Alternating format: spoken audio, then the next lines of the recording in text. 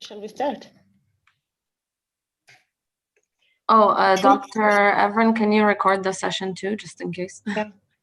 Okay.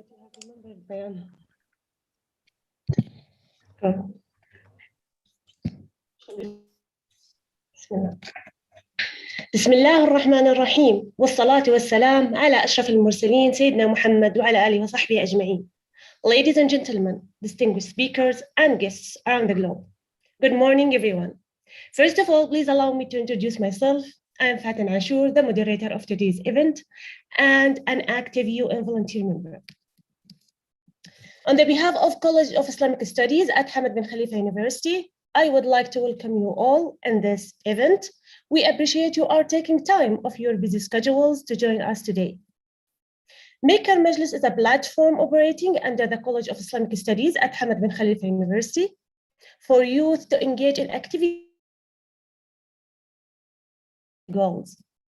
It is a space where the young leaders of the world can unleash their activity and innovative ideas to contribute achieving the SDG goals, SDGs. The Maker Majlis hosts workshops, educational programs, and events focusing on SDGs. No one denies that refugees crisis is one of the most critical humanitarian crises. In this special occasion of International Refugees Day, and in order to raise awareness about this humanitarian crisis, I would like to extend a very warm welcome to all of you in this webinar that pertains to the most crucial humanitarian crisis and the challenges that face most of the refugees across the globe. Please note that today's webinar is planned to finish around 16:30 p.m.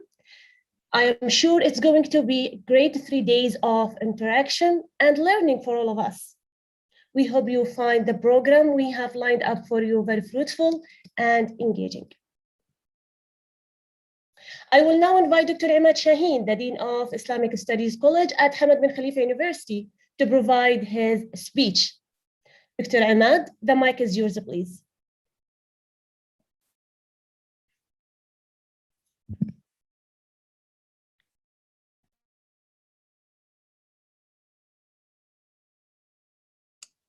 Dr.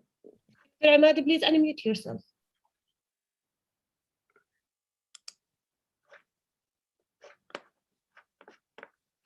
Dr. Imad, I think the mic is, yeah. Sorry about that. So, thank you very much, Fatin, and good morning, everyone. Bismillah ar-Rahman ar-Rahim. Assalamu alaikum. My name is Ahmad Al-Din Shaheen. I am the Dean of the College of Islamic Studies at Hamad bin Khalifa University, and it is my pleasure to welcome you all to the Maker Majlis event for World Refugee Day. On this day, June 20th, 2021, we commemorate the struggles and perseverance of refugees everywhere. Since the inauguration of this day by the United Nations General Assembly on December 4th, 2000, this day has served as a stark reminder that there is still so much work to be done to uplift the basic humanity of our displaced brothers and sisters around the world. We have thus come together under the auspices of the College of Islamic Studies Maker Majlis program to contribute to the recognition of these conditions with the aim of morally and humanely supporting and advocating for refugees. The plight and suffering of refugees around the world is immeasurable and untenable. We cannot defend the grave injustices rained upon these afflicted people throughout the globe. Most importantly, we cannot continue to live comfortably with a clear conscience when we know that we have the resources, connections, and financial abilities to make positive change in the lives of refugees. We can all agree, without a doubt, that a mother will never place her child in a situation of dire discomfort and insecurity in a refugee camp or slums unless she knew it was better than where they came from. No one asks to be a refugee. It is not a status one seeks, but it comes out of the basic fundamental human need the need for survival. And we come together today to highlight that basic need under the theme of this event of World Refugee Day 2021, We Cannot Walk Alone. In 2019, the number of forcibly displaced peoples topped over 80 million and continues to grow at alarming rates. We need to stand in solidarity with these people who have had no choice but to flee from war, crime, natural disasters, and crumbling societies. Refugees are not a homogeneous group of peoples without identities. They are individuals with rich pasts and the potential for even richer future. They are doctors, engineers, scientists, and teachers.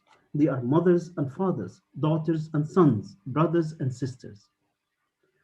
We may not know their names or their faces, but we know they are human beings worthy of every ounce of compassion, service, and dignity that any person deserves. And this event, thanks to the guidance and hard work of its organizers and partners, will highlight the steps we can take to recognize the urgency of the plight of refugees, the necessary responses of policymakers, the need to sustain refugee protection through international cooperation, and the optimization of digital learning and online interactions to support refugee communities. Much like the COVID-19 pandemic, the refugee crisis is an international issue that affects virtually every country in the world. And events such as the Maker Majlis World Refugee Day and events such as the Maker Majlis World Refugee Day provides an important stepping stone towards global recognition and cooperation to uplift refugees from their constant daily struggles for survival. One day will never be enough to recognize and combat the struggles of refugees everywhere. But this one day is a reminder to renew our intentions to fight for refugees every day, 24 hours a day, 365 days a year. We thank you all for joining us and look forward to fruitful and life-changing discussions. Thank you and welcome to Maker Majlis World Refugee Day. Thank you. Thank you, Dr. Imad, for your inspiring introduction. And now I'm so excited. I'm so excited to introduce you to our first keynote and amazing speaker for our event, Mrs. Ayat Dawari. Mrs. Dawari is currently a representative of the Office of UN Refugees Agency, UNCR in Qatar. She is a passionate humanitarian worker, raises funds for UNCR operations globally, including Jordan, Lebanon, Iraq, Syria, Bangladesh, Somalia, and Yemen. The refugee case is very important to her, and she continues to develop innovative ways to ease the plight of the displaced and improve their lives in a dignified manner. She has over 15 years working across various United Nations agencies, including UNCR, UNDP, and UN OCHA. Mrs. Dawari, please, the floor is yours. Thank you so much, Fatin, for this very kind introduction.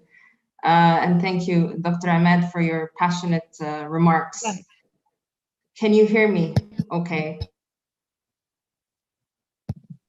Yes, please, go ahead, please, Ayat. It is my absolute honor and pleasure to open the Makers Majlis event in commemoration of World Refugee Day and to be amongst this group of distinguished fellow speakers. I would also like to take this opportunity to thank Dr. Everin Tuck and organizers for initiating this innovative, engaging, and interactive platform that gives us the opportunity to speak directly to our youth, the leaders of tomorrow, to raise awareness about the global refugee crisis and to explore together what needs to be done to address this crisis, including by way of long-term durable solutions. Ladies and gentlemen, distinguished guests, I welcome you all this morning on behalf of UNHCR, the United Nations Refugee Agency. Thank you for dedicating this important platform to the 82.4 million forcibly displaced persons around the world today that have been uprooted from their homes, with many separated from their families and even more who have lost their loved ones. This number has been rising sharply since every single year since 2011. And on this day, we call on communities and governments to include them in healthcare, education, and sport, to normalize their lives, and to give them, as well as those that generously host them, a better future. I want to share my personal story with you today. At the age of 7, I had to escape from Kuwait with my family during the first Gulf War. We drove for many weeks from Kuwait to Iraq and then to Jordan to finally make it to our final destination, Egypt. While the journey was horrifying and we were not sure if we were going to make it, we fled knowing that we could at least go back home. Despite the harrowing experience, I was privileged. Refugees, however, forcibly flee their homes to the unknown, seeking safety and security, carrying trauma and anxiety as they flee, hoping for the best. While refugees may be some of the most vulnerable people given their predicament, they're also some of the strongest, most resourceful and resilient people I'd ever met. In 2017, at the onset of the Rohingya crisis, I was deployed to Bangladesh, where I met a Rohingya refugee mother who was 7 months pregnant with her second child. She had witnessed her father and several members of her family being slaughtered right in front of her. Somehow she found a way to escape with her 4-year-old son and embarked on a journey to Bangladesh.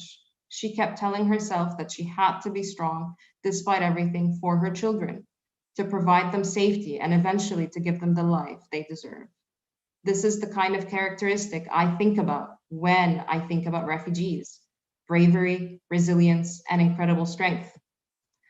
As we all know very well, the COVID-19 pandemic disrupted all facets of life around the world and has led to human suffering, economic recession, restriction of human mobility, and severe limitations on our daily lives. The path to safety narrowed and have become even more limited than ever, making it sometimes life-threatening to even try to seek safety. This pandemic has taught us that everything can change in a minute, and that safety, social protection, and fundamental good health are indeed a privilege that not all have access to. It has been a difficult year, even for the most fortunate amongst us. We've been separated from family and friends. We have lost loved ones and have been forced to grieve alone. For younger people in particular, the restrictions faced have been more challenging. 48% of refugee children are out of school now due to the pandemic, while half of refugee girls may not even return to school once the pandemic ends. Looking at later stages of education, refugee youth who are around your same age barely even have a chance at going to university. Only 3% of refugees are currently enrolled in higher education. We must promote sustainable inclusion in national education systems for those forcibly displaced, regardless of legal status, gender, or disabilities. Not having a fair chance at education will have a larger impact on displaced children and on their future. While the world faced this crisis, other crises continued unabated, and displaced people have had to face both at once. Families continue to be displaced in Afghanistan, Iraq, Palestine, Venezuela, South Sudan, Somalia, Myanmar, DRC, and Eritrea. In addition, the Syrian conflict has stretched into its 10th year. Yemen continued to be the largest humanitarian crisis in the world, with over half of its 30 million population in dire need of humanitarian assistance, including 5 million on the brink of famine. The COVID-19 pandemic has become an additional risk for those already displaced and for those in crowded refugee camps. For those that seek to escape violence, restrictions on movement and travel made it even harder to flee for safety or to avail themselves for solutions such as voluntary return or resettlement.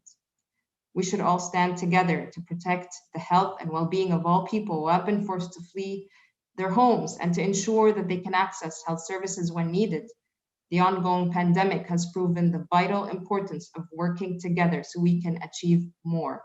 And more importantly, that the pandemic does not discriminate in its spread or contagion.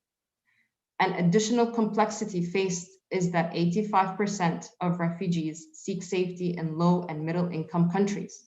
with limited access to vaccines, and this adds to the health risk. National health systems need to be supported in order for them to be more inclusive of refugees. By the end of 2020, there was around 26.4 million refugees worldwide who have been forced to flee their countries as a result of persecution, conflict, violence, discrimination, and human rights violations, having been forced to cross international borders, often with nothing more than what they carry on their backs, many of which are children born in refuges. These figures are horrific. We work every day to ensure their lives are protected and that they live a dignified life. This past year in particular has been even more harsh for the world's most vulnerable. The UN Refugee Agency was created in 1950 during the aftermath of the Second World War to initially help millions of Europeans who had fled or lost their homes seeking safety. We had 3 years to complete our work and then disband. Today, over 70 years later, our organization is still hard at work, protecting and assisting the displaced populations around the world. The United Nations Refugee Agency has helped with major refugee crises in Africa, Latin America, Middle East, North Africa, and Asia, with more than 17,000 personnel working in over 135 countries. Our partnership with Qatar has spanned for well over a decade. We extend our sincere appreciation to the leadership of the State of Qatar, the government of the State of Qatar, its wide range of multidisciplinary organizations, the private sector, and the Qatari people, who have continued to provide healthcare services, education, shelter, and livelihood opportunities, amongst other life-saving services and needs to our persons of concern. Total contributions from Qatar to UNHCR alone amount to some 1 billion Qatari riyals. These generous and remarkable contributions have provided support to more than 6 million forcibly displaced and vulnerable individuals in Syria, Iraq, Yemen, Myanmar, Bangladesh, Lebanon, Ethiopia, Somalia, Jordan, Chad, amongst so many others. The support provided by partners is a lifeline and a chance to provide hope and a dignified life for all. Let us take this opportunity to honor the displaced families who were forced to leave their homes for their resilience and perseverance. We must not leave them behind, and we must continue to advocate for their inclusion every single day. These women, children, and men deserve to have a dignified life, whether in their country of asylum or elsewhere. They deserve a chance at a fair and safe life, an education, proper health care, food security, shelter, legal assistance, and livelihood opportunities. The big challenges humanity faces today, be it COVID-19, climate change, violence, or conflict, require us to work together ever more closely. It is time for the international community and partners to come together to find solutions that are inclusive of peripheral communities, those displaced, and to the crises that devastated their lives.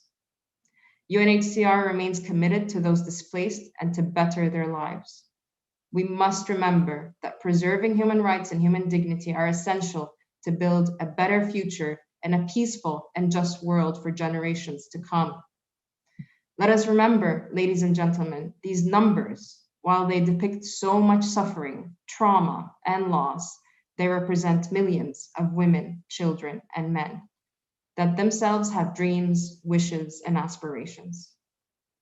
They have been dealt a series of challenging circumstances that history has proven can be overcome when we come together boldly to invest in their self-reliance, ensure they're provided the opportunities to thrive, and we work to identify sustainable long-term solutions for them.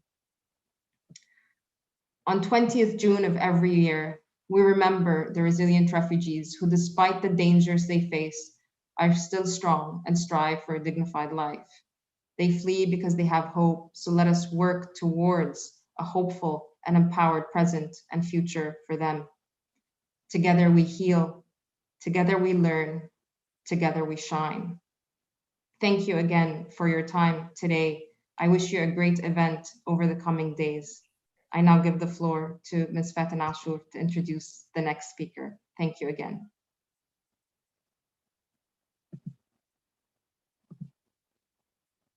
Thank you, Mrs. Duwari, for sharing your own experience and the story. It was really, really so impressive.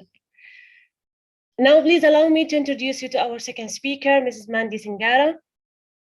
She's a consultant and a global campaigner, often referred to a global catalyst partner, as well as being an international human rights activist and motivational TEDx speaker from UK. Mandy has traveled all over the world, empowering and motivating others with over 3 decades of experience. She's an expert in various development-related fields. She has driven innovation, building strategic partnerships, promoting advocacy and programming in the areas of human rights, gender equality, and accountability and social justice globally. Mrs. Singhara, floor is yours, please.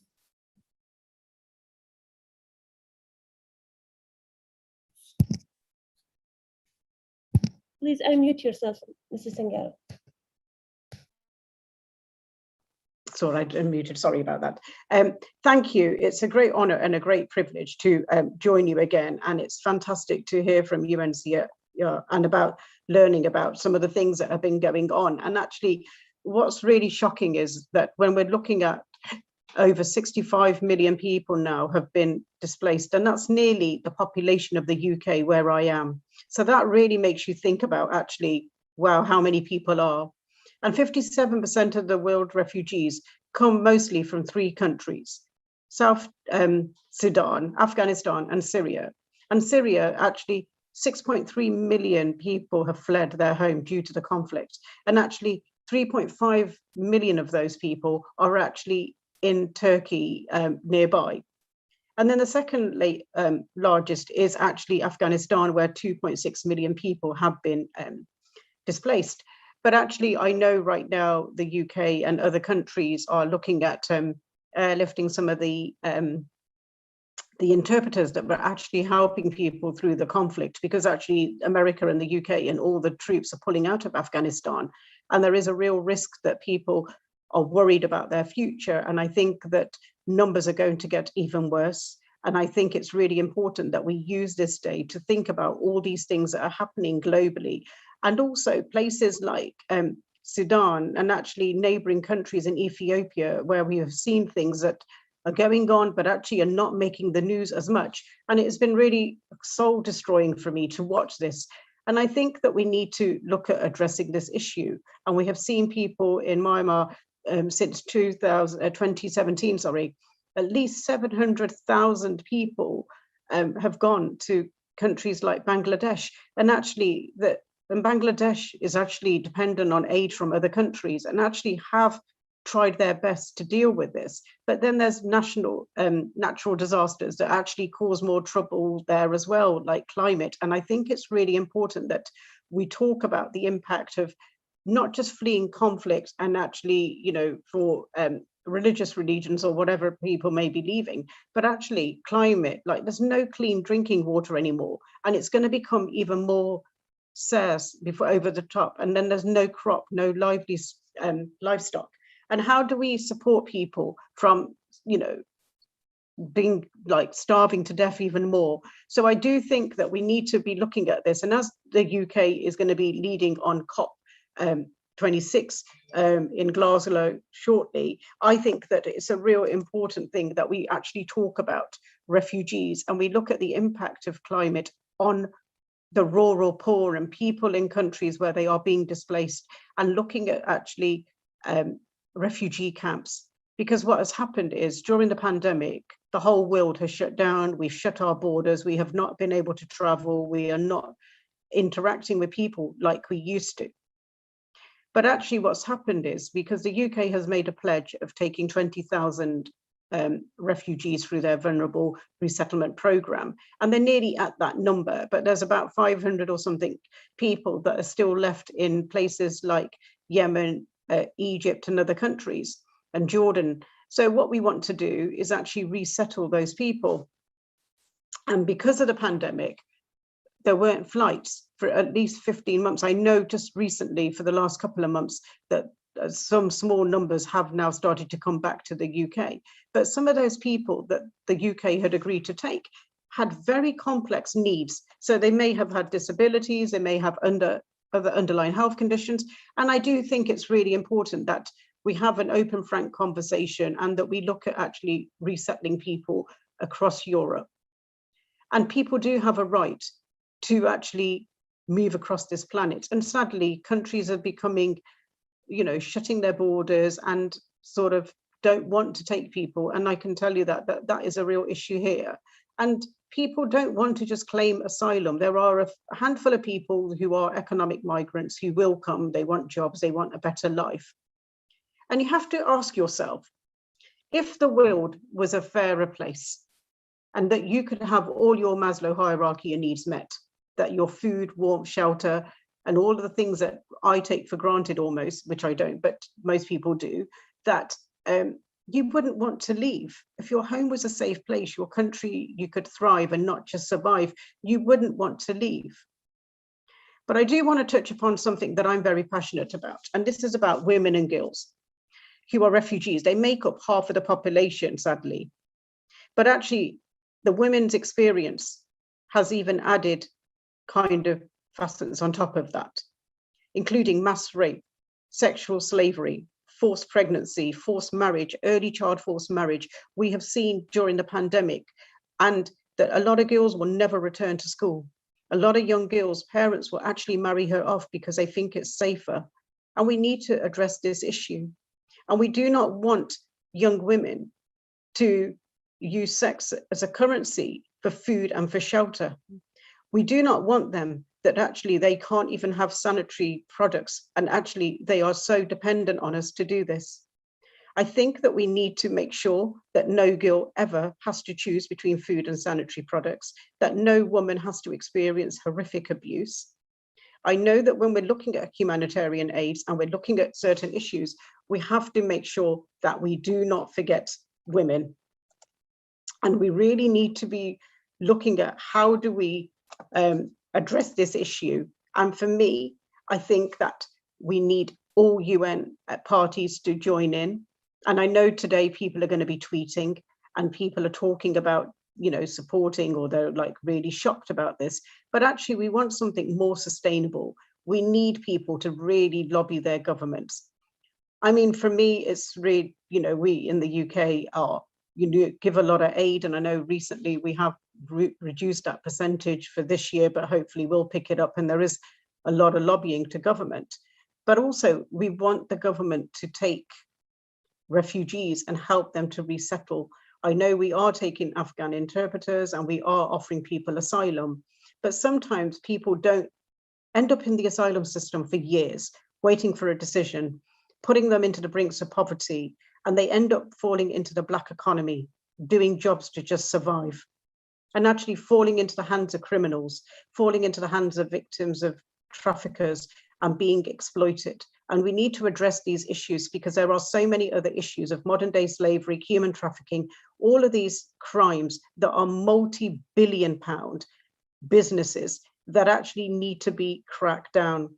And we also need countries in the MENA region to look at not just providing aid, but actually looking at providing resettled accommodation and help refugees to resettle if they can.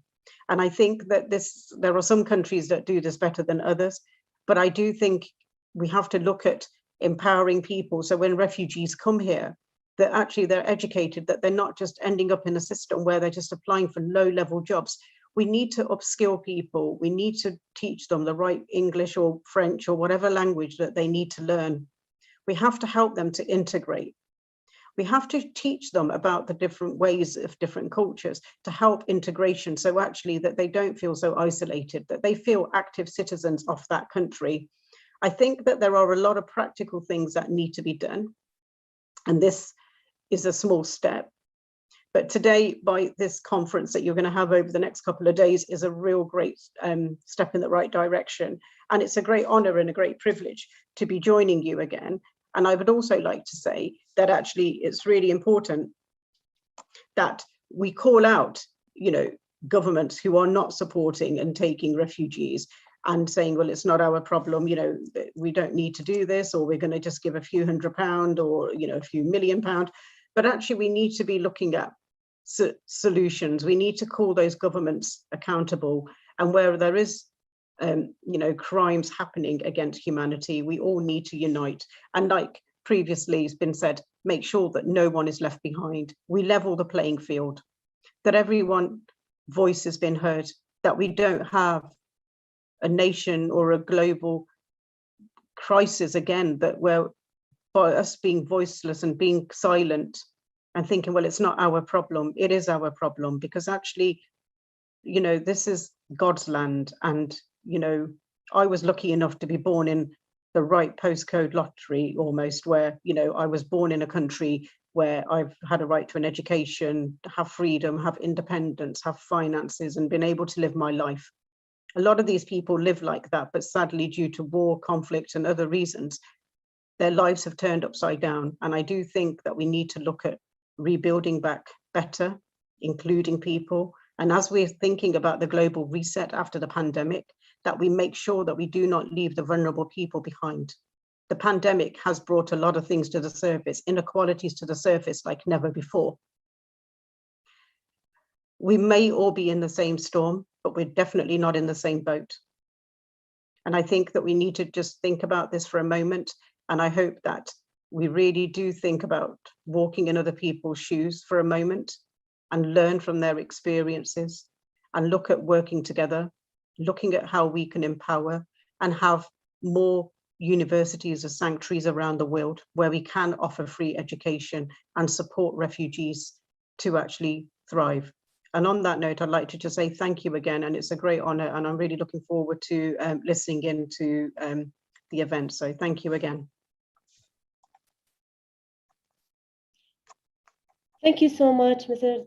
Singhara, for your motivational contribution.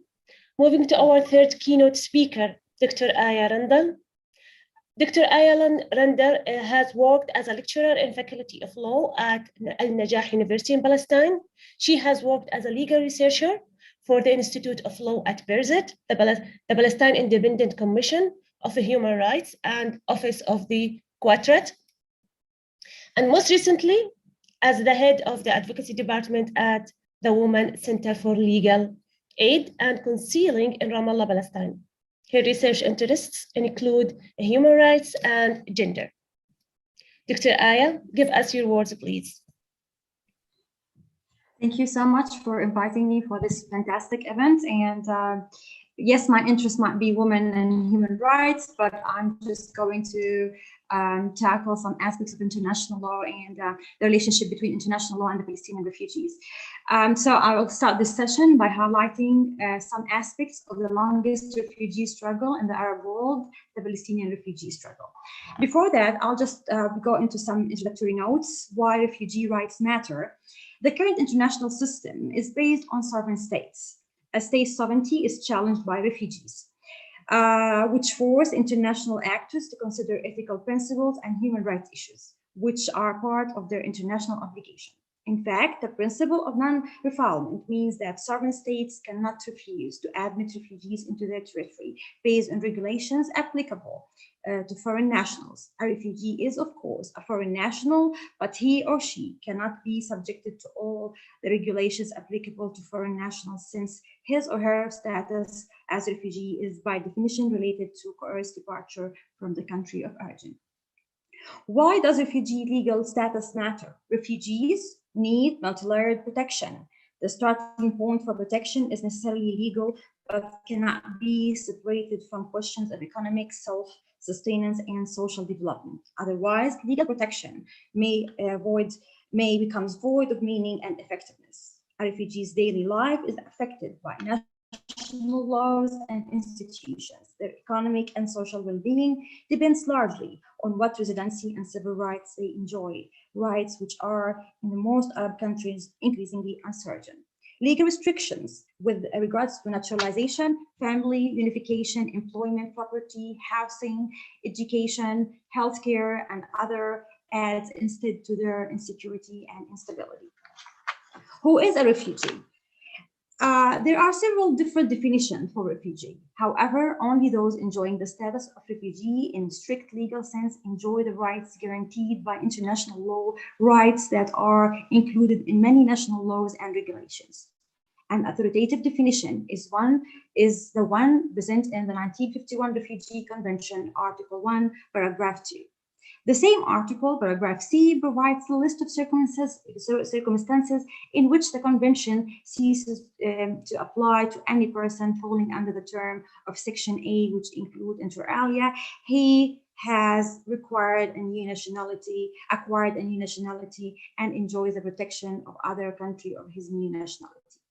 The most important paragraph for Palestinians refugee is D, which was inserted during the drafting process of the convention to address the specific circumstances of Palestinian refugee, or was interpreted in later stages by states and international institutions in a way that excludes Palestinians who happen to be receiving protection and assistance from other UN agencies. However, the convention, as much as the UNHCR mandate, is relevant for Palestinian refugees for two reasons. First, UNRWA's presence and assistance is limited to its 5 areas of operation: Jordan, Lebanon, Syria, and West Bank and Gaza Strip. Accordingly, Palestinian refugees in Egypt and Tunisia, both parties to the UN 1951 Convention, are not refugees as understood by Article 1, Paragraph D, because they do not receive protection or assistance from the UN agency. Second, many Palestinian refugees residing in the UNRWA and the 5 UNRWA operational areas are not registered by the institution because they do not fall within the operational definition. Accordingly, they do not fall under its mandate. Who is a Palestinian refugee? To define a Palestinian refugee, Mandy referred to the UNRWA definition, which is an operational definition. In other words, UNRWA does not and cannot define the legal status of Palestinian refugees. This fact is related to the UNRWA mandate, which is not one of the legal protection unless one considers assistance in its larger sense as indirect protection for refugees. UNRWA defines Palestinian refugees as follows. Palestinian refugees are persons whose normal place of residence was Palestine between June 1946 and May 1948, who lost both their homes and means of livelihood as a result of the 1948 Arab-Israeli conflict. This definition also covers the descendants of persons who became refugees in 1948, but does not cover those who left Palestine in later phases. UNRWA's operational definition of refugee did not change following the 1967 war. Nevertheless, UNRWA extended its mandate in a de facto fashion by authorization of the UN General Assembly Resolution 2252 of 1968, which was renewed on the occasion of the UNRWA annual report.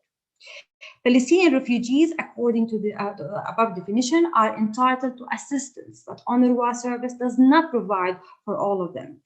Palestinian refugees need to satisfy 3 other conditions. They must be living in the UNRWA area of operation, registered within the agency, and in need of assistance. In early 1950s, the UN Translation Commission for Palestine prepared a working definition of Palestinian refugee to identify those persons in need of international protection. The definition would have covered all persons displaced in Palestine during the 1948 war, irrespective of ethnic, national, or religious origins, in light of the untraceable differences between Israel, the Arab states, and the Palestinians. However, the Commission protection mandate was greatly reduced and the definition was never adopted. More than half of the Palestinians around the world are considered to be de facto de jure stateless persons. They hold refugee travel documents issued by Syria, Lebanon, Egypt, Iraq, some other Arab countries, or temporary Jordanian passports or PA travel documents. However, not all Palestinian refugees are stateless. Vice versa, many have acquired citizenship of the country of the first refuge, such as Jordan, or third countries by naturalization or family unification or other means, such as Palestinians in Europe and in Americas.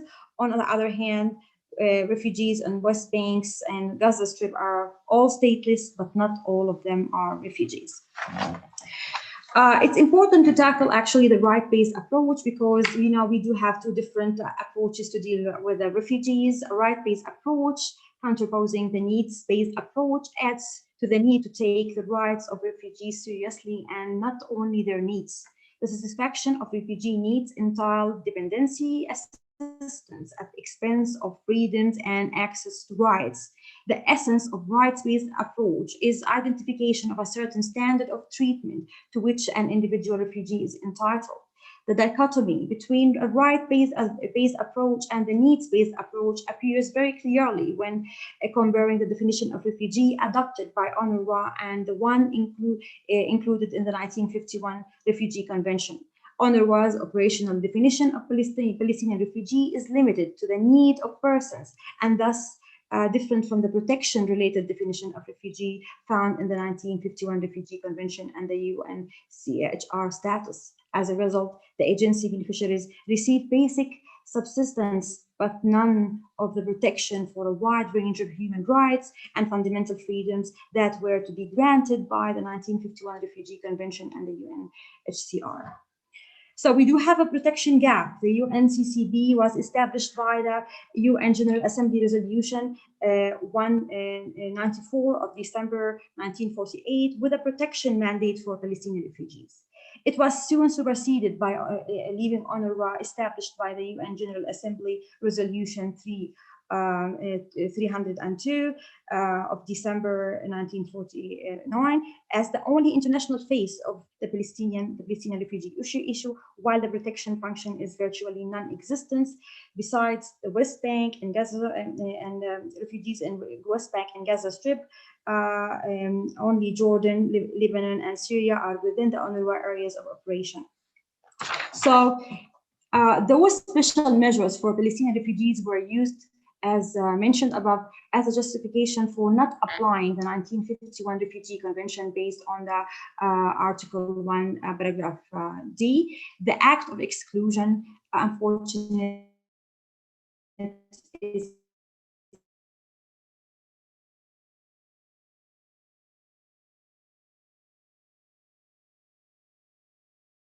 unfortunate since the Convention's protection is extensive to the 5 areas of operation of UNRWA. Refugees within those areas means that the 1951 Convention and its additional protocol of 1967 Refugee Protocol, which as much as the statute of the UNCHR are all of relevance of Palestinian refugees, not to mention that other conventions, declarations, and resolutions forming international human rights law. These international instruments are binding when states have ratified the relevant documents. There is 3 durable solutions for refugees: resettlement in the third country, local integration in the country of asylum, and the voluntary. But the scenarios here is a bit different because the Palestinian issue is a bit complicated, and so many Palestinian refugees were hosted in so many Arab countries without integrating them. So host states are obliged under the conventional international law to integrate refugees by granting them rights and freedoms similar to those enjoyed by nationals, or the most favorable treatment for aliens, or at least not rights and freedoms that are less favorable than those for other foreign nationals. It should be noted that conceptualizing of the term integration has been challenging, with the different meanings proposed by different scholars, meaning that are often contradictory. As set out in the 1951 Convention, local integration, defined as assimilation and naturalization, refers to the granting of asylum and residency and eventually citizenship by the host government. UNCHR itself defines integration as the process by which the refugee is assimilated into social and economic life of a new national community. Various reports issued by human rights organizations, experts, researchers, and academics have come to the conclusion that host states have to differing degrees failed to integrate Palestinian refugees. In certain cases, the will to integrate them was inexistent. In others, integration was more or less limited.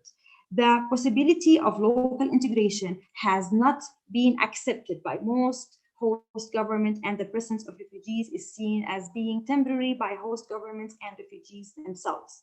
The rejection of full integration had led to a situation where the majority of refugees tend to live on the margins of the host societies.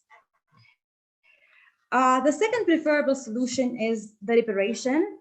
So voluntary reparation is often referred to as a preferred solution for refugees. The right to return is guaranteed under, but how does this affect the right of return? So the right of return is guaranteed under international law, and in the case of the Palestinians has been affirmed by several UN bodies, including the General Assembly. It applies not just to those who were directly expelled and their immediate families, but also to their descendants. So here we need just to highlight the definition and the content of the right of return. International law has articulated the principle of the right of return in its major instruments, such as the Universal Declaration of Human Rights of 1948, the Fourth Geneva Convention of 1949, and the International Covenant on Civil and Political Rights. Is the right of return politically right? Is it really, does it exist in the international law? Those who oppose the right of return for Palestinians claim that the UN General Resolution of 194 is not binding in terms of international law. Some academics refute such a claim by arguing that, first, Israel's admission to the United Nations in UN General Assembly Resolution 273 was conditional upon the full implementation of provisions of Resolution of 194. Second, experts of international law consider UN General Assembly as instrument to express the consensus on major international legal issues by majorities. Substantially in excess of 2/3 votes required by the UN Charter for important questions, which was the case with the UN General Assembly resolutions concerning Palestine, Israel, and the Middle East. Finally, it seems very disingenuous at the best for Israel, which derived its legitimacy as a state and subsequently was admitted to the UN, the United Nations, through resolutions of General Assembly, to now make such a contention. Others do not see the phrase should be permitted in the resolution 194 any clearly established right. This claim can also be refuted. First, many successive resolutions reaffirm the inalienable right of the Palestinians to return to their homes and the property from which they have been displaced and uprooted, and calls for their return. This reference to the inalienable right was mentioned in the UN General Assembly Resolution 3236 of 1974, and for the first time, second, at the time that the resolution 194 was passed, the notion of the right of return had been enshrined by the conventional international law, which by its nature is binding. Two other objections are often used by those who oppose the applicability of the right of return of Palestinians. The first one is based on the claim that Israel is not a country of Palestinian refugees, while the second rejects a return en masse and leaves it exclusively for individual cases. The first objection is refutable since international law is applicable in the case of successor states, which obliges a new state to grant citizenship for nationals of former states. Such claims are made with overwhelmingly convention that en masse return is unrealistic or unfeasible. Some of those who want to be creative regarding the Palestinians' right of return end up by avoiding the right of return through its content. For them, suggesting the original sense of the Palestinians' rights of return is not considered politically correct. Such political analysis does not, though, void the legal content of the right of return based on the international law as expressed in most relevant conventions and declarations, reflecting customary international law and presented repeatedly in the UN resolutions. Besides, how can the right of return en masse be denied without affecting individuals' right of return? Integrating refugees, is it contrary to the right of return? As mentioned earlier, integration of refugees in the national communities take place at different levels. Certainly, host states have had different ways of integrating Palestinians, and individual states have changed their integrative policies toward Palestinians over time, responding to national and regional and international factors. Imposing restrictions on economic activity, security, pressures, and intimidation, non-renewal of residency for Palestinians leaving countries of first refuge, and perhaps even stripping the Palestinians of their legal rights altogether is often perceived as a form of pressure to avoid the permanent settlement of Palestinian refugees in host states. This political push factor aims at encouraging Palestinian immigration, and once they have immigrated, aims to complicate their return. However, there is no reliable data that suggests reasons to think that such restrictive measures result in Palestinian refugees leaving. After all, they do not have the right of return to their homeland, and most do not have another place to go.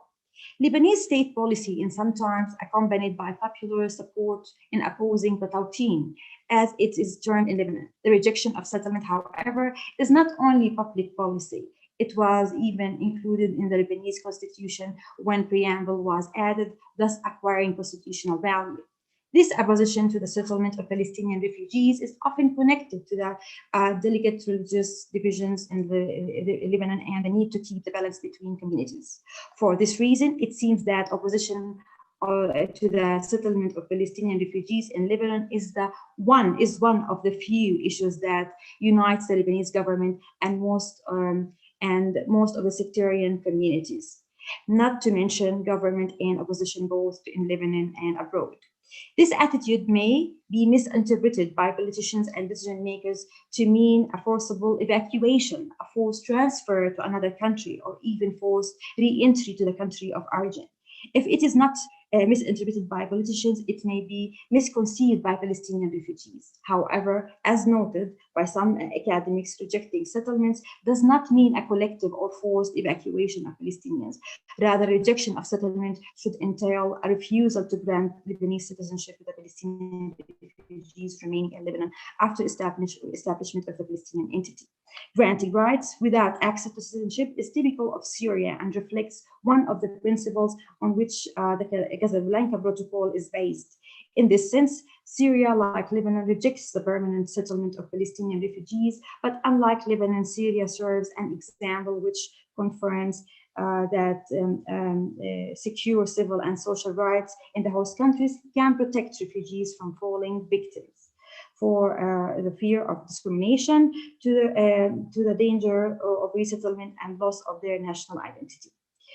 A different approach was adopted by Jordan, which granted citizenship for Palestinian refugees as much as for other non-refugee Palestinians whenever they fulfill the conditions imposed by the nationality law. Granting citizenship, however, does not terminate refugee status under UNRWA regulations, and consequently, Palestinian refugees are still entitled to return to the lands from which they were driven and to receive compensation for their disposition. On the contrary, if the Palestinian refugees in Jordan were covered by the 1951 Refugee Convention, they would lose their designation as a refugee by accepting citizenship in Jordan. I'm not sure if I can continue or I exceeded my time, because I just want to go to the last point, which is what is the status of refugee issue after Oslo. Can I just continue or I pass on? Yeah, sure. Okay. Yeah, sure. Go ahead. What's new with Oslo? The refugee issue is one of the 5 issues left for final status negotiation between Israel and the PLO. According to the Declaration of Principles, it is understood that These negotiations shall cover remaining issues, including Jerusalem, refugees, settlements, security arrangements, borders, relations, and cooperation with other neighbors and other issues of common interest. Some consider this agreement as an apparent decline in the commitment to the basic principles underlying the Palestinian cause. The right of return, as expressed in the UN General Assembly Resolution 194, Article 11 is one of these principles. Nevertheless, the only reference is the UN General UN Security Council Resolution 242 and 338, omitting mention of Resolution 194. For some others, the Camp David Summit of July 2000 and the Taba talks of January 2001, coupled with some indiscreet declarations of BA officials, had shown that the BA has been willing to bargain away the right of return in exchange for its dream of an independent state in the West Bank and Gaza Strip, ending up by admitting that it is safe to conclude that the BA has prioritized the idea of Palestinian state over implementing the right of return. Certainly, a sovereign Palestinian state within the 1967 borders would act as a catalyst to resolve the refugee issue and put an end to the Palestinian statelessness. Besides, granting Palestinian refugee citizenship in the new state would bolster their position by providing them with diplomatic protection, even while lessening the burdensome implication for some host countries. Not to mention that having a recognized citizenship means having fewer legal restrictions imposed on Palestinian refugees by some host states. Indeed, such a state, or whatever Palestinian entity is eventually formed, cannot deny stateless refugee the right of citizenship. Not doing so would be contrary to the Palestinian people's rights of self-determination. However, granting Palestinian citizenship in this fashion may be difficult for some Palestinians who already enjoy another Arab nationality, since dual nationality among Arab states is not permitted. Even the granting of the BA travel documents, which are not an expression of the citizenship of a fully foreign Jordanian nationality, despite BA requests to agree on dual nationality for those Palestinians who so desire it. Not only that, even the acquisition of a second passport by Palestinian refugees was used by the Department of General Security as the pretext for removing some Palestinians from the list of those. This practice is still in force, and the head of General Security insists that the cancellation are within his power. Palestinian refugees know that they have been abandoned and neglected by the peace process makers.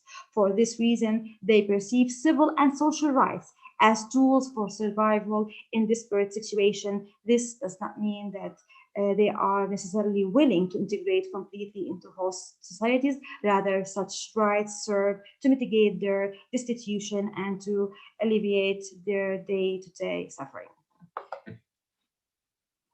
Thank you. Actually, I hope that I highlighted some aspects of the Palestinian refugee struggles in the Arab world and the challenges that are facing them around the world, and the opinion of international law concerning the future solutions of the Palestinian refugee issue. Any questions?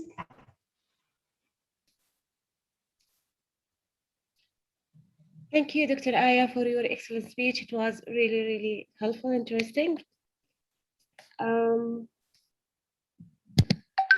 Now allow me to introduce you to one of the distinguished pioneers in humanitarian field, Mr. Khalid Khalifa. Mr. Khalid Khalifa is a professional humanitarian worker with more than 20 years of experience in relief and development. He led humanitarian operations in various settings of national disasters and complex emergencies. Mr. Khalifa has worked in several senior managerial positions with major international organizations in many countries. He's a very well-known international trainer in disaster management and expert speaker on humanitarian affairs and the Middle East. Currently, Mr. Khalid Khalifa is a senior advisor to the United Nations. Mr. Khalid Khalifa, mic is yours, please. Thank you very much, Fatin.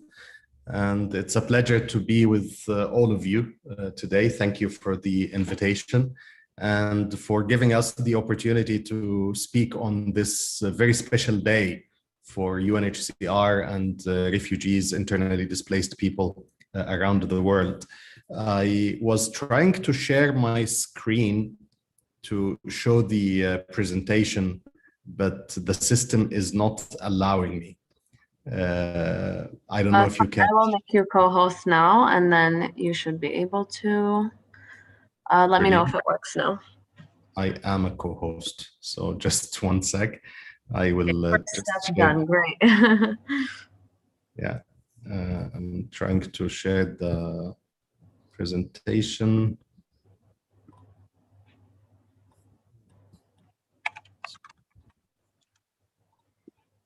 Okay, we can see it. Perfect. You can see the presentation now? Yeah, it's great. Yes. So whenever you're ready. I am. So thank you once again.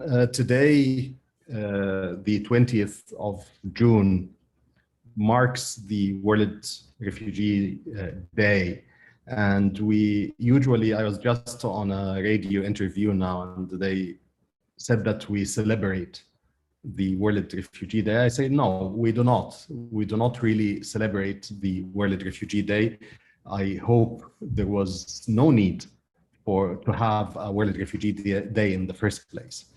Because as long as there is a day for refugees, we are still talking about increasing numbers. We are still talking about displacement, and we are still talking about the predicament of millions and millions of people worldwide. The number, as we speak now, has reached an unprecedented peak. We are talking about 82 million people worldwide. And this is a huge, scary figure, actually. If you put all those people in one country, if you put them in a place and you imagine that they live in one country, this country becomes bigger than the UK, becomes bigger than France, becomes almost the size of Turkey, almost the size of Germany. And the number keeps increasing year after year. So there's something wrong, something very, very wrong in the way the world is managed, in the way politics are managed, because most of the problems that produce refugees are not actually natural disasters, are not natural problems that happen in a country. They are political issues. If you think of Yemen, Yemen is not a humanitarian disaster, it's a political issue. The same applies to Afghanistan, the same applies to Syria, the same applies to the Rohingya crisis, and the list goes on. 82.5 million people displaced around the world, between refugees and internally displaced people. And I think previous speakers must have differentiated between the two. The number itself is not really the issue. The issue is the demographics, the breakdown of this number. Where do those people live? Where do they come from? And what is the composition of this group of 82 million people? 40% of the total are children. And this is a very big number. Again, they have their own needs. They need a specially designed program to make sure that we are not losing a generation, though I honestly think we have already lost several generations of refugees in different contexts. Those people do not live in the West. They do not live in rich countries. 85% of the total live in low and the middle income countries where there are infrastructure problems, where there are issues that are being faced by the host community themselves, by the nationals themselves, and then the refugee caseload comes on top of that. Think of Lebanon, a country that is already barely managing to deal with its own problems, and then you have a huge number of Syrians and a huge number of Palestinians who are living in the country. The same applies to a different extent to Jordan. The same applies to Bangladesh, that is hosting more than 1 million Rohingya refugees in a place where the host community themselves need assistance. More than 50% of the displaced people worldwide come from the member states of the OIC. And this is another very telling figure. The OIC member states are 57. It's the second largest international organization after the United Nations. But 50% of the caseload worldwide is focused and is concentrated in the member states of the Islamic Cooperation Council countries. If you narrow down this to the Middle East, you discover that about 39%, let's say 40% to make it easier to understand, of the caseload are actually living and produced by the Middle East. A country like Syria, 50% of the population, 1 in 2, is displaced, between internally displaced and externally outside of their own countries. 50%, that's 13 million people of the Syrian population is displaced between inside of the country and outside the country. Another challenge that I must refer to here is the length of displacement. Those people are not displaced for a day or two, or a year or two. Some of them are displaced for decades on end. Think of the Palestinians who are now displaced for more than 70 years. Think of the Afghan refugees in Pakistan and Iran who are displaced for more than 40 years. The Somalis in Kenya, more than 30 years. And lastly, the Syrians. Nobody expected the Syria crisis to last more than a decade. We are now going into the second decade. We are going into year 11.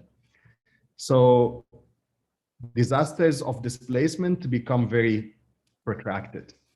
If we try to translate the number into a percentage, you can say that 1% of the world is displaced. 1 in every 100 people on Earth is displaced. 80%, and these are the figures you can see in front of you on the screen, 80% of the displaced people live in areas where malnutrition is an issue, where they are facing problems with their food security. Again, the hosting issue is very disproportionate. Who hosts those refugees? Where do they live? The world does not shoulder the responsibility equally. Turkey hosts 3.6 million refugees. Most of them are Syrian, which makes Turkey the largest host country in the world, followed by Colombia, who is hosting almost 2 million Venezuelan refugees. Then Pakistan, most of them are Afghanis. Uganda and Germany. Lastly, the only Western country that is hosting refugees here in front of you is Germany. And most of the refugees who are hosted there are Syrians, and not for a very long time. This is since 2015, 2016 only. Enough of numbers so that you do not get very confused, because sometimes it gets it becomes an overdose of numbers. So I will not focus on the numbers at this stage. I will move on since we have already established the fact that we are dealing with millions and millions, tens of millions of people, the impact on the SDGs. And this is an angle I was asked to highlight. The Sustainable Development Goals, the 17 goals that the world needs to achieve by 2030. We have only 9 years to reach those goals, and some of them are still very, very far. What I'm inviting you to do here is to think of the difference between a displaced person and a person who is living in their own country. The SDGs here become completely different. If you are talking about poverty among refugees, it's a completely different ballgame than poverty among people who are living in their own country, because refugees do not have economic opportunities, they do not have access to services, and most of them, the majority, more than probably 90% of them, are not even bankable. They cannot open a bank account, let alone creditable, so they cannot take loans or start up any kind of business. So poverty is a completely different problem in the context of displacement. The same applies to education, the same applies to healthcare, and the same applies to the labor market and access to the labor market. And remember that we said that most of the refugees live in developing countries, in countries where the unemployment rate is very high. So the refugees are competing with the local community over jobs, over resources, over infrastructure, over a place in a hospital, over a place in a school, over a place to survive. If we try to translate this into the OIC, and this is my entry point to Islamic philanthropy, why UNHCR is talking about Islamic philanthropy and why we are doing Islamic philanthropy. It is a no-brainer. If you look, as we said on the OIC, 21% of all the people who are living in the OIC region are under the poverty line. That's 1 in 5, more than 1 in 5. 28 countries out of the 57, that's the 50% of the total number of countries in the OIC, 50% of all the Muslim countries in the world, is classified or are classified as low income food deficit countries, which means that they can face issues with food security anytime. 224 million of the people who are living in the OIC are suffering from malnutrition. And this is the most striking figure, 50 out of the 57. 50 out of the 57 member states of the OIC are classified as fragile states, which means they can actually turn into failed states at any moment of time if problems are not contained. They can face problems with all the basic sectors of life if the government is not really taking that into consideration. However, the Muslim world is not poor at all. The Muslim world is actually quite well off. The size of the Islamic economy has been estimated at $2.3 trillion. And this figure will is expected to reach $3.4 trillion by the end of 2024. That's in less than 2 years. There are tools in Islam that are designed to help the poor. I have never seen any religion, I do not know of any religion in the world where finance is actually so elaborate. That's why we say that we use Islamic philanthropy as a tool, as an example, as a model to replicate in other cultures and other religions. In UNHCR, we try to experiment with zakat. That's the first tool that we try to tap into. The idea started very early in 2013, but it was just an idea. We piloted it in 2016, and the establishment, the official launch was in 2018. And I will tell you how we are doing with zakat now. But probably to say a few words, why zakat in particular?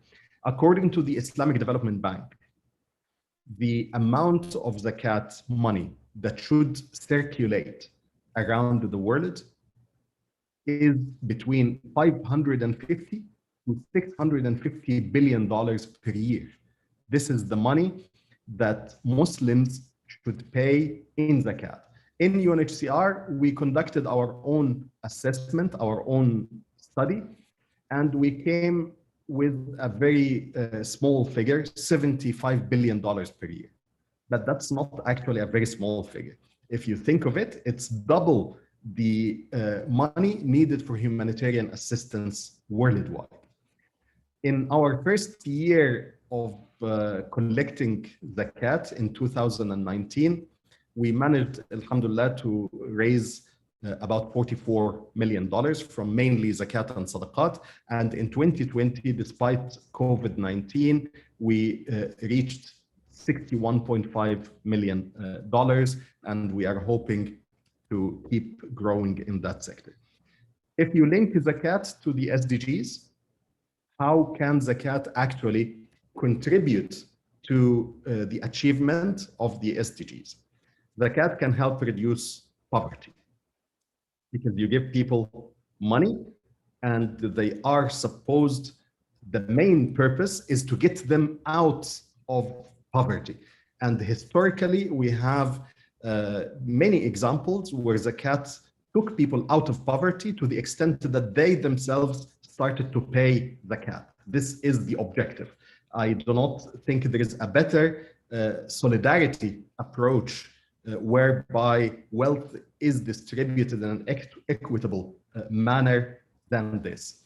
Hunger, that's goal number 2 of the SDGs, definitely. Most of our beneficiaries, and I think the same applies to all zakat beneficiaries worldwide, say that they use the money to buy food, which is also a no-brainer. If you are hungry, the first thing you will do is to use the money you receive to feed yourself and your family. Health, definitely, also zakat can contribute to the improvement of health because people use the cash in order to get treated, go to a doctor, go to a hospital, get an operation that they cannot afford, and so on. Education, we are starting our first zakat campaign for education next month. And by default, we know that people also use part of the zakat they receive to send their kids to school, or at least stop the dropout syndrome, so that children do not drop out of school because of financial reasons and because of needing to go to the labor market. Economic growth is a very interesting one. How could zakat actually contribute to economic growth? Zakat is a movement of money. You move money from the hands of the rich to the hands of the poor.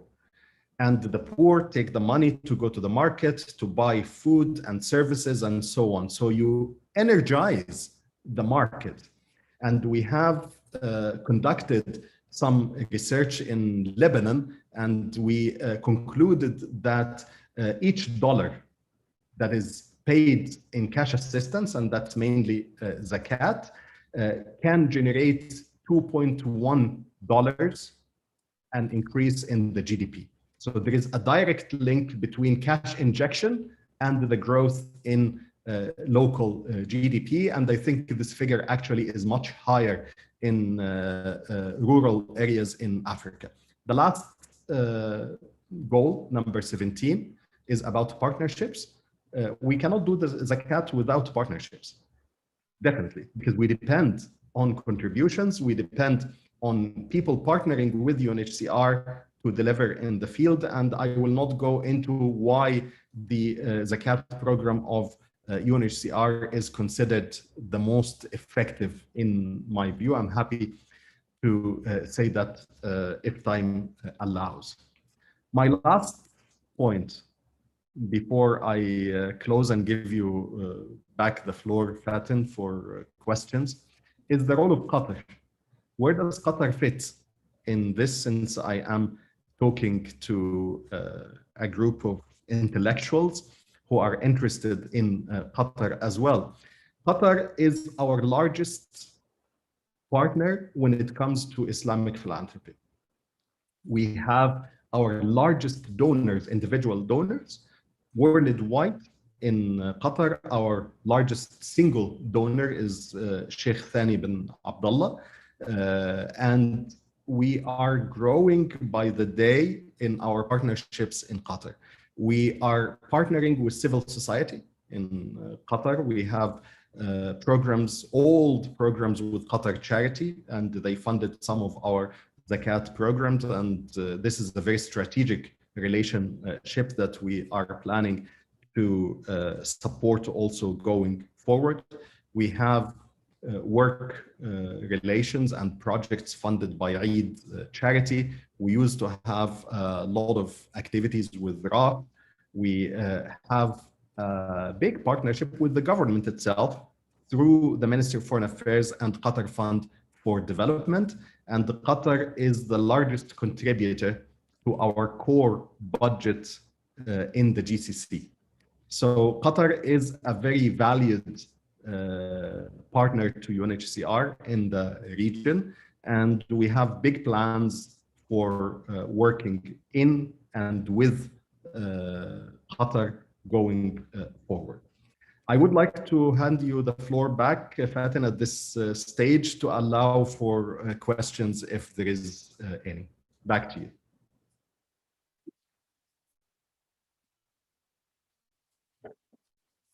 I think you are muted. Thank you so much, Mr. Khalid Khalifa, for your presentation, and actually the enriched presentation.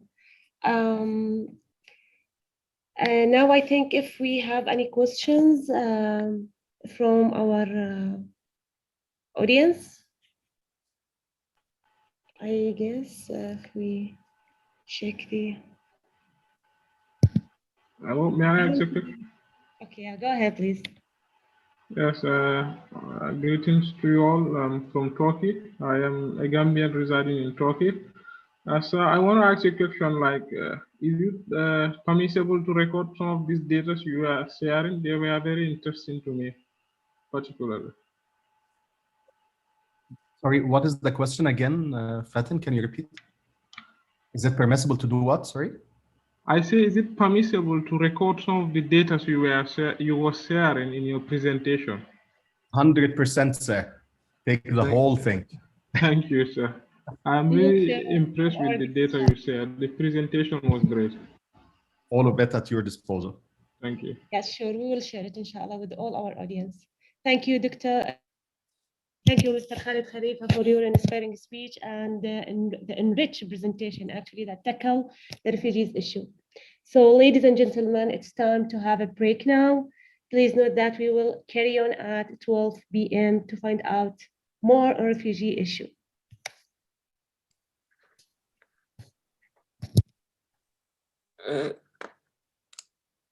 There are other questions, Fatin, but really? Yes, yes. In the chat? No, no. Tekangis and Sherik are actually they are raising their hands.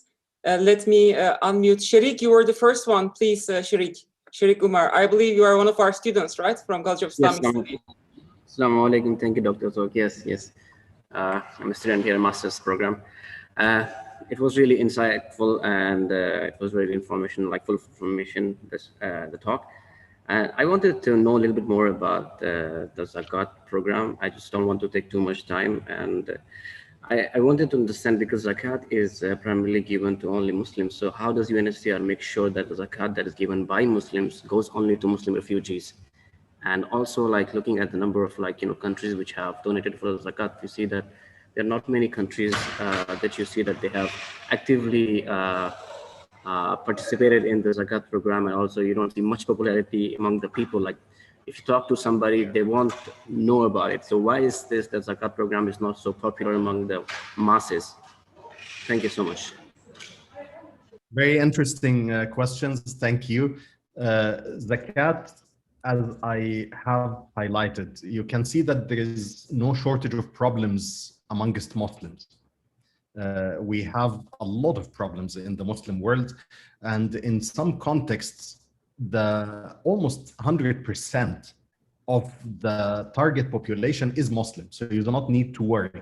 If you go to the Rohingya context, for example, and that's one of our largest recipients of zakat, that they are 100% Muslims. The Yemenis, almost 100%, actually they are 100% Muslims. The Somalis, and those are only examples, Afghanistan, most of our beneficiaries. So we do not have a problem identifying target Muslim population to give zakat to. And this solves the problem. If we stick to the most conservative view that zakat goes only to Muslims, though we have fatwas, until now we have 11 fatwas in UNHCR, including from the International Fiqh Academy of the OIC, the World Muslim League, Al-Azhar, and so many entities around the world. And most of them, if not all of them actually, say that zakat could be given to non-Muslims under the sanf of al-mu'allafati qulubihim. But we do not really need to do that, because we distribute every year, we need to distribute in UNHCR $400 million in cash. $400 million in cash every year. And the maximum we managed to collect from zakat only until now is $50 million, less than $50 million. So you can direct that to the Muslim communities and cover the non-Muslims from the rest of the 400 million that you need to distribute. So I hope that answers your point on that. Why zakat is not popular? I think there was a lot of mistrust between zakat collectors and the zakat distributors and the donors. And we are trying to bridge this gap somehow by waiving our overhead. The organization does not take a penny to distribute zakat. We receive $100, we distribute $100, and we cover everything in between, including even the bank transfer fees through other channels from UNHCR. So we subsidize it in order to increase the trust between the donor and the zakat distributors. And I hope we will see much better partnerships in the future. Thank you, Mr. Khalid Khalifa. I think we have one more question from Tingag. Please, Tingag, unmute your mic and ask your question. Okay, thanks very much. Assalamu alaikum. The issue about the refugee, of course, because of migration. So I want to ask, how closely does UNICEF and this program zakat alongside the International Organization of Migration work together? So this is my question. I am not sure I understand the question very well. You're asking about how zakat can support the work of UNICEF and IOM? No, what I'm asking is the issue about refugees occurs because of migration. So yes. How closely does the International Organization of Migration work together with UNICEF and equally with this beautiful program which you just explained?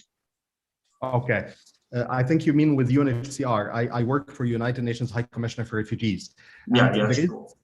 Yeah, the migration and displacement, there is a very thin line between forced displacement and the economic migration. Let me give you an example, a real life example of our day-to-day work. If you look at a country like Qatar, let's say, you have so many people who are living in Qatar from refugee-producing countries, like Syria, for example. But not all of them fall under the mandate of UNHCR. The same applies to, for example, Yemenis in Saudi Arabia. You have like 1 million Yemenis in Saudi. But we only work with the very vulnerable ones of them. So there is a very thin line between refugees and migrants. We only help those who need international protection. But definitely our work tries to kind of reduce the caseload on other organizations, and we work with them very, very, very closely. If you monitor our press releases, recently, last week only, we produced 3 joint press releases with the International Organization of Migration, the IOM, because of the commonalities between the 2 mandates. Sometimes it's very difficult to differentiate between migrants and refugees, who's a migrant and who is a refugee. But we work very closely with them and others to complement each other. Thank you so much, Mr. Khalid Khalifa. Also, we have a question from Mrs. Gulshan. So, Mrs. Gulshan, please unmute your mic and go on. Thank you, Ms. Faten. Thank you, Mr. Khalid, for the great presentation. I really, and maybe it's the most of the presentation I have seen. I have 2 questions. First is, how can we work together, the family of refugees? I will give a practical experience. For example, now the refugees' families live in many countries. One family lives maybe in Syria, in Lebanon, in Turkey, and Jordan. So how can, with help, with support of UNHCR, all IOM, all who can have, who could be decision maker together this family? Because, for example, some Syrian refugees applying for visa to, let's say, to Turkish embassy. So they take a lot of time to get visa. Sometimes they don't get the visa. So they are suffering. Really, it's very sad issue. Second question is, how can we work with our projects from the beginning on SDGs goals to target the needs of the refugees in all our countries? So I think this is very important from the beginning. When let's say when the Syrian refugees come to Lebanon, so from the beginning we didn't organize them camp because of to not stay a long time, and now it's 11 years and they are still here without programs, without a series of programs, without serious camps. So I think this issue is very important. Thank you. Thank you very much, Gulshan. They're very important points and very difficult to deal with at the same time. I'm not going to pretend that the answer is easy or the solution is easy. Trying to help Syrian families, as you mentioned, for example, to get visas or to get resettled. So let me focus on resettlement per se. What is resettlement? Resettlement is that we take a person, a very vulnerable person, a Syrian, for example, who is living in the GCC or is living in Turkey or in Egypt, and we take them to another country, another Western country. We resettle them in the US, in Canada, in Germany, because most of, if not all, actually, all the resettlement destinations are in the West, unfortunately, not anywhere else. But the numbers are very small. We have slots. We are not a country as the United Nations. We are not a country. We do not have borders. We do not have land to give people a nationality or give them a visa. We have to work with member states. We have to work with governments. And in a good year, in a very good year, we have 100,000 places. 100,000 places only to resettle people. But you have 82 million displaced people worldwide. You need to be brutal in the prioritization exercise to make sure that you are helping the most vulnerable of the vulnerable worldwide. How do we deal with it? We appeal to governments. There is nothing more that we can do. And you have ups and downs. You have certain periods where, as you have seen with the previous American administration, for example, the numbers were reduced big time. And now the numbers are increasing slightly. Canada also gave us a little bit more in terms of resettlement slots. There is no other way. We have to continue advocating and working with governments and host communities to accept refugees to stay at least until they can return to their own countries or integrate where they are staying or go somewhere else to a third country. The second question about projects and the SDGs, it helps from the beginning when you are doing the project design to think of this very unique group of people. You cannot apply a one-size-fits-all when you design the activities of the project. You have to differentiate between the needs of refugees and displaced people because they have a different legal status. They have a completely different situation. You cannot give them money, for example, easily. You have a lot of restrictions. You have very specificities, a lot of specificities for the refugees when it comes to project activities.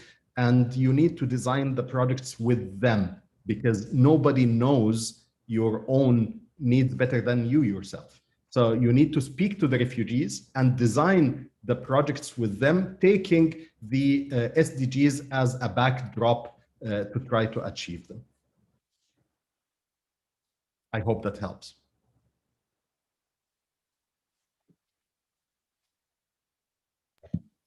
Thank you, Mr. Khalid Khalifa, for your detailed response. And now that we have the last question from Mr.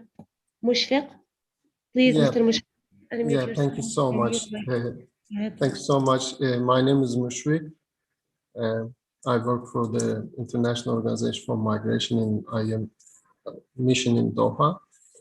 Actually, yeah, I would like to just make a few comments to what Mr. Khalifa has already mentioned.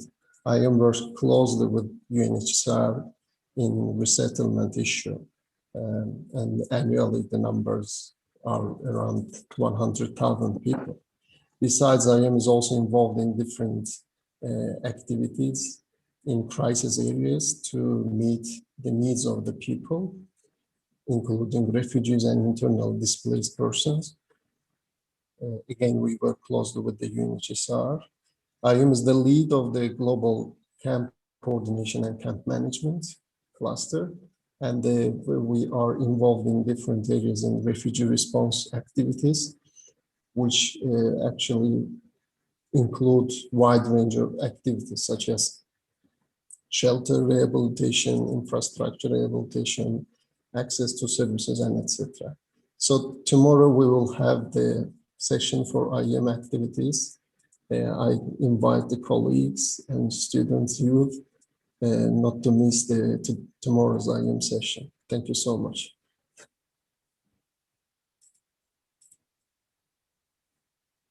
Thank you. I think that was a comment rather than a question, so thank you very much. I was about to say, so thank you so much. So I think now it's time for the break. Please note that we will carry on at 12 p.m. to find more on refugees issue. Enjoy your break, please. Thank you very much. Thank you so much. Dear everyone, if I make a quick announcement, if you want to stay online, please, more than welcome. We are not going to close the stream. So this way we eliminate in and out. And thank you so much for your support. And there, Mr. Khalifa, we are so honored. This is Dr. Talk from Maker Majlis, College of Islamic Studies. We are so honored. And so for the next 20 minutes, the line will be on and the recording will be stopped. So please refresh yourselves, and we'll be looking forward to seeing you in 20 minutes. Thank you very much, Dr. Tok, and hope to see you in Doha next time, inshallah. I'm in Doha. Yeah, hope to see you in Doha when I come. Okay. Okay, I got you. Sorry. It's a Sunday syndrome. Yeah. Okay. Okay. See you, inshallah. See you. Bye-bye.